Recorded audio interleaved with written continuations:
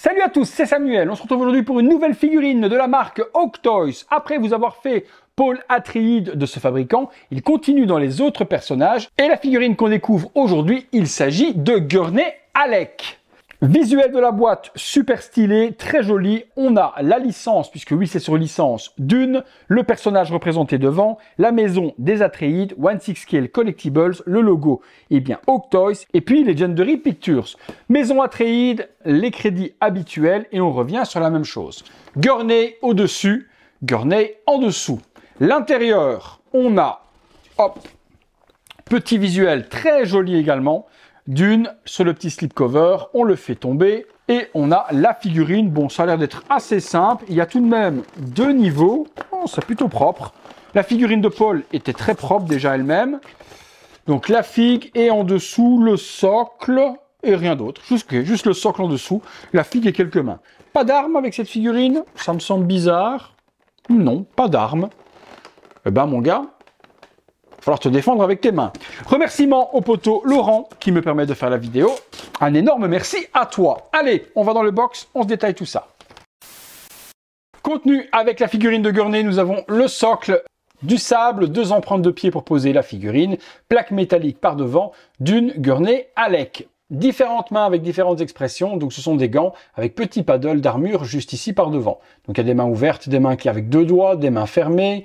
La même chose à l'opposé, donc gauche et droite, et vous avez 8 mains au total avec les deux sur la figurine. Je disais qu'il n'avait pas d'arme, je me suis trompé, il a cette énorme épée, dague, vous appelez ça comme vous avez envie, elle est en PVC, pas en métal, et la structure et la peinture est plutôt bien faite. Petite attache qui est juste ici également, pour je pense venir ranger cette épée à l'intérieur. Alors je regarde si c'est bien ça, ouais c'est bien ça.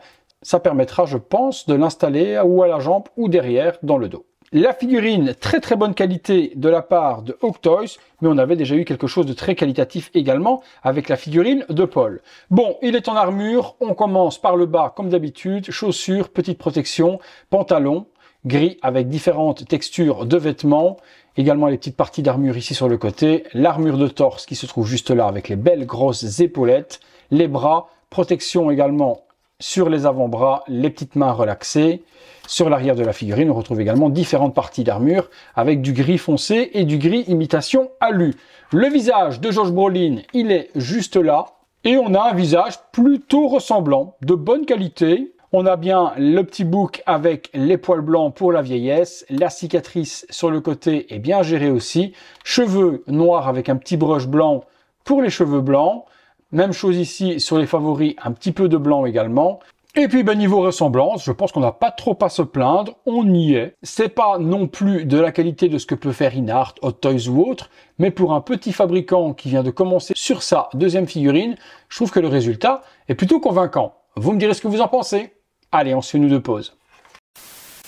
Petit tour à 360 degrés sur la figurine de Gurney pour vous montrer la réalisation de Hawk Toys. On a ensuite le costume et l'armure que je vous ai fait en détail juste avant. Donc une réalisation aux petits oignons. Le visage de Josh Brolin peut être certes perfectible, mais il fait quand même largement le boulot. Petite pause simple en train de pianoter sur le paddle sur son poignet. Et une dernière petite pause avec l'épée ou du moins le sabre ou la dague dans la main. Très compliqué, vous voyez, j'arrive pas à enfoncer le manche jusqu'au bout. La main est ultra serrée et le pouce est scellé avec l'index, ce qui fait qu'on ne peut pas écarter les doigts.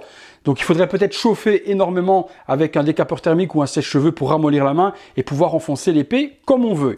Difficulté également d'exposer la figurine comme on veut sur le socle, comme il y a 2 pieds incrémentés dans le sable. Si vous essayez de la mettre ailleurs, c'est plutôt compliqué de mettre les pieds correctement. Mis à part ça, une figurine qui fait largement le taf. C'était pas très cher, c'était sous licence en plus. Ça complète la licence Dune parce que Inart, eux, ont fait Paul, mais on n'a rien eu derrière. Ici, je pense que Hawk Toys pourrait, eux, nous faire d'autres personnages. Vous me direz ce que vous en pensez comme d'habitude dans les commentaires. Si vous recherchez la figurine, je vous mets les liens comme d'hab juste là en dessous. Et puis si vous avez aimé la vidéo, le like, l'abonnement, la petite cloche, les notifications comme d'habitude et le bouton rejoindre en dessous si vous voulez voir toutes ces vidéos en avant-première. Allez, remerciements une dernière fois à Laurent et à vous tous d'avoir regardé cette vidéo. On se retrouve très bientôt pour une prochaine vidéo. Salut à tous!